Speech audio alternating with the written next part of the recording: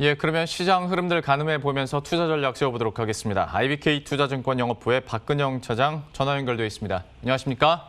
네, 안녕하십니까? 예, 시장 분위기부터 한번 체크를 해보도록 할 텐데요. 시장이 같은 이슈를 가지고도 이제 호재로 인식하느냐, 뭐 악재로 인식하느냐를 두고 앞으로 이제 상승장이냐 아니면 좀 조심해야 되느냐인 것 같은데 지금은 약간 악재도 좀 민감해져 있는 것 같기도 하고요. 수급 상황도 만만치는 않습니다. 좀 어떻게 평가하고 계세요? 네, 최근 코스피가 2750에서 2780선 사이에서 등락을 반복하면서 그 5일 이동 평균선 중심으로 아슬아슬한 줄타기를 하고 있는 중입니다.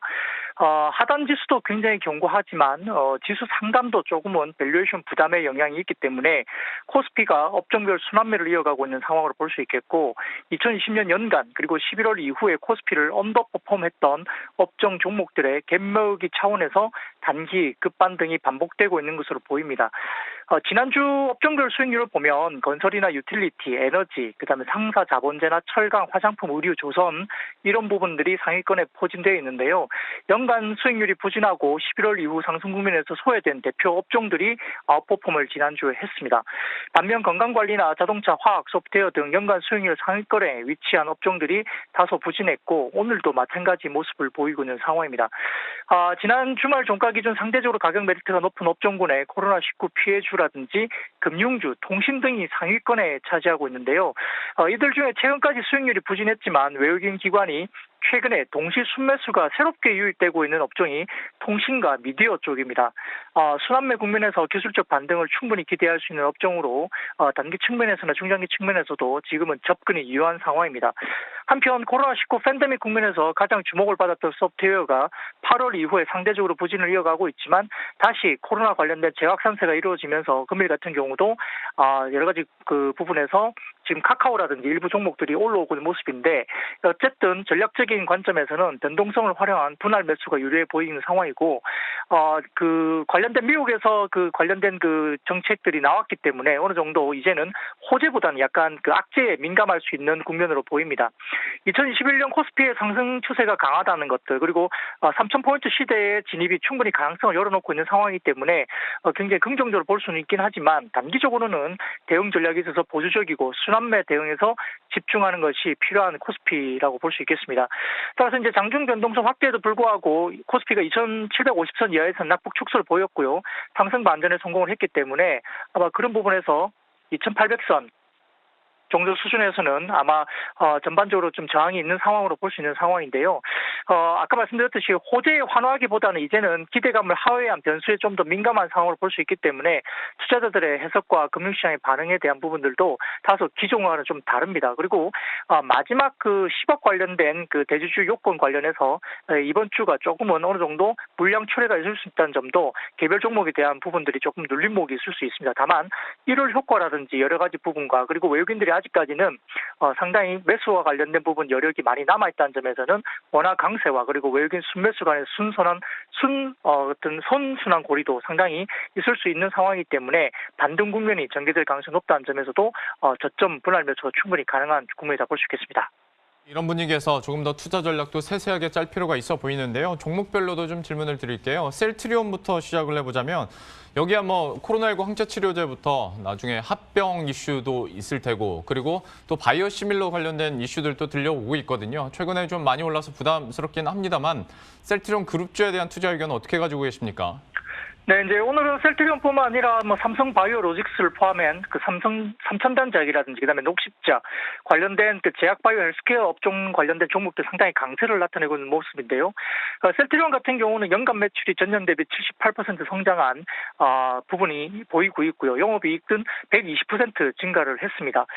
미국 트룩시마 중심으로 바이오 의약품 매출이 전년 대비 82%나 급성장했고 매출 원가율이 79%나 개선됨에 따라 영업이익률이 5.9%포인트 개선될 것으로 예상되고 있기 때문에 밸류에이션을 업사이드를 만들고 있는 모습으로 보입니다. 내년 매출은 올해 대비 42% 증가한 것으로 예상되고 있는 상황이고요. 영업이익도 올해 대비 약 30% 이상 증가할 것으로 보이는 상황인데 여기에는 유럽 휴미라 바이오시밀러 CTP17 출시라든지 다케다 프라이머리 케어 APAC 사업부 인수 효과로 외형과 수익 성장이 동시에 전망되고 있는 상황입니다.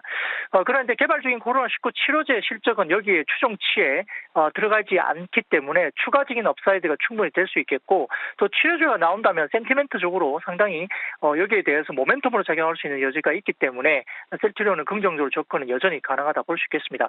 현재 임상 이상 투약 완료하고 연내 국내 조건부 허가 신청, 그리고 내년에 해외에 긴급 사용 승인이 신청될 계획이기 때문에 내년에 모멘텀은 여전히 풍부한 상황입니다. 따라서 이제 내년에도 안정적인 실적 성장이 유지되면서 바이오벡터 개발 성공에 이어서 코로나19 신약 개발 기업으로 도전 중에 있는 상황이고요. 또한 이제 제3공장과 연구센터 신축이 있기 때문에 제3공장의 신축은 캐파 증설과 관련된 매출 성장에 충분히 기여할 수 있는 모멘텀이기 때문에 중장기적인 성장 그림, 볼륨 성장에 대해서도 상당히 긍정적으로 작용할 수 있는 상황이고요. 따라서 이제 연구개발과 시설 투자, 그리고 매년 한 제품 이상 출시를 목표하고 있다는 점에서는 중장기 수준에서는 충분히 접근하다 볼 수 있겠습니다. 그리고 오늘 시장에서 또 들썩이는 것 중에 하나가 그 정치 테마죠. 이거는 그냥 짧게 투자 전략이라고도 하기도 그렇고 조언 한마디만 해주세요. 워낙 이제 좀 들쑥날쑥 할 수 있을 테고 서울시장 후보가 점점 추려지는 상황이기 때문에 여기에 대한 투자 조언 그냥 짧게 하고 그 다음 종목으로 넘어가죠.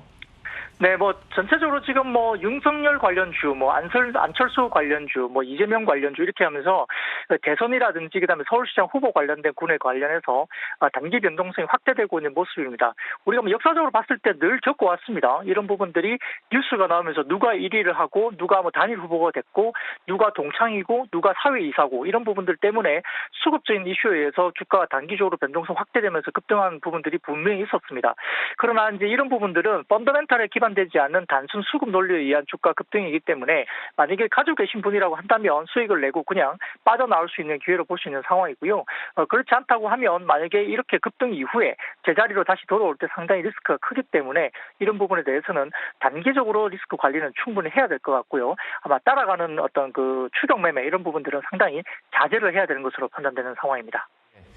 경험상 이거 하지 말라고 언급하는 것만으로도 관심 갖고 하시더라고요. 그래서 이거는 그냥 짧게 이 정도로 마무리 짓고요. OCI 얘기해 보도록 할 텐데 이것도 개인 투자자들에게 있어서는 애증의 종목이라고 해야 될까요? 참 힘을 그동안 많이 못 냈었다가 오늘은 급등을 합니다. 물론 폴리실리콘 가격 상승에 대한 이제 모멘텀들 그리고 내년 업황 개선에 대한 기대감들인데 이거는 항상 OCI 하면 얘기를 해왔었던 모멘텀들이고 좀 오늘의 급등을 어떻게 해석하시는지 이게 궁금하네요.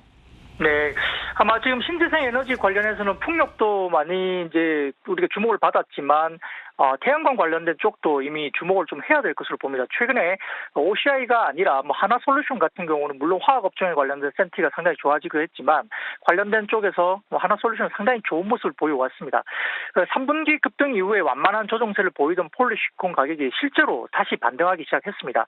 예상보다 강한 설치 수요가 지금 나타나고 있는 상황이고 웨이퍼 업체들의 증설로 수요가 상당히 강하게 나타나는 것으로 추정되는 상황이고요. 윤기 실리콘 자재 등 주요 고객사들은 향후 수년간 웨이퍼랑 셀, 모듈의 공격적인 증설 계획을 잇따라 발표하고 있습니다. 2021년 1분기 웨이퍼 업체들의 증설이 본격화되면서 폴리실리콘 가격의 강세가 지속될 것으로 전망되고 있는 상황이기 때문에 금일 주가 강세도 이제 설명될 수 있는 것 같고요. 전반적으로 2021년 폴리실리콘 가격 가정치가 상향 조정되고 있다는 점이 여러 가지 부분에서는 모멘텀으로 작용하고 있습니다. 다만 이제 폴리실리콘이 2021년까지 증설이 상당히 제한적이기 때문에 실적 개선 모멘텀이 강해진다는 것. 결국은 공급이 상당히 줄어들면서 여러 가지 부분에서 웨이퍼 업체들의 증설이 본격화되는 입장이기 때문에 주가 부분은 단기적으로나 중장기적으로도 움직일 수 있는 모습입니다. 또한 이번 4분기와 내년 1분기까지 실적 강세가 기대되고 있는 모습이고요. 이번 4분기 영업이익이 224억 원으로 컨센서스 대비 소폭 하회할 전망이지만 1분기에는 상당히 크게 개선될 가능성이 높습니다. 폴리실리콘 가격이 기대보다는 강했지만 환율 하락 때문에 일정 부분 상쇄하고는 있지만 전체적으로 지금 1분기 폴리실리콘 가격 강세가 지속되면서 일회성 영향도 아마 제거될 것으로 보고 있는 상황이고요. 1분기 영업이익은 약 490억에서 500억 정도까지 추정이 되고 있는 상황이기 때문에 4분기 대비 대비해서도 상당히 더블 이상 나오고 있는 것으로 보이는 상황입니다. 또한 유가 상승 때문에 카본 케미칼 및 에너지 솔루션 실적도 개선될 것으로 보고 있는 상황이기 때문에 아마 OCI의 주가에 대한 상승에 대해서 충분히 뒷받침하고 있는 상황이고요. 또한 미국 같은 경우는 경기 부양책의 일환으로 태양광 세제 혜택 연장을 검토 중에 있습니다. 우리가 잘 알고 있는 해상 풍력이라든지 이런 부분도 마찬가지겠지만 태양광 관련된 세제 혜택도 연장이 검토되면서 신재생 에너지 관련된 부분에 대해서도 상당히 높은 부분에 관심이 있을 것으로 보이는 상황이고요. 올해 4분기 현재 태양광 글래스 부족으로 2020년 수요가 2021년으로 지연되는 부분도 존재하고 있기 때문에 내년 실적 성장에 대한 그림이 상당히 긍정적인 모습이 있습니다. 따라서 2021년 태양광 수요가 예상보다 강할 가능성이 높게 점쳐지고 있으면서 OCI를 비롯한 태양광 관련 업체에 대한 주목이 필요하고요. 아까 말씀드렸던 하나솔루션도 마찬가지로 볼 수 있는 상황입니다. 따라서 폴리실리콘 글로벌 증설이 2021년까지 제한적이라는 점, 가격 강세가 지속된다는 점에서는 최근에 반도체 주가가 상당히 좋았던 점과 비슷한 국면으로 볼 수 있기 때문에 OCI와 관련된 태양광 그리고 신재생 에너지 쪽은 상당히 주목을 할 필요가 있겠습니다. 역시 태양광 산업에 대해서 긍정적인 투자 의견, OCI도 이렇게 투자 의견 한번 들어봤고요.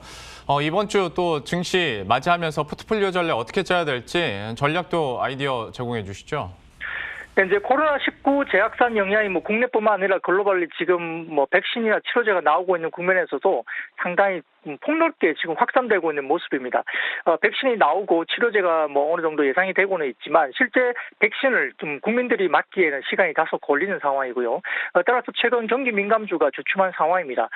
또한 주말에 미국의 경기 구현 관련된 정책적인 발표가 있었지만 소폭의 어떤 정책이 일단은 단기적인 어떤 부분에서 봉합을 하는 그런 경기 부양책이 나왔고 좀 더 구체적이고 큰 규모의 경기 부양책은 내년으로 넘어가는 분위기인데 안 될 것은 아닙니다. 결국 경기 부양책이 나올 수밖에 없는 상황이지만 단기 봉합의 경기 부양책이 나왔다는 점에서는 뉴스에 팔아라는 어떤 분위기 때문에 단기적으로는 조금 조정 국면이라든지 그다음에 악재가 좀 더 예민하게 받아들일 수 있는 모습을 볼 수 있습니다.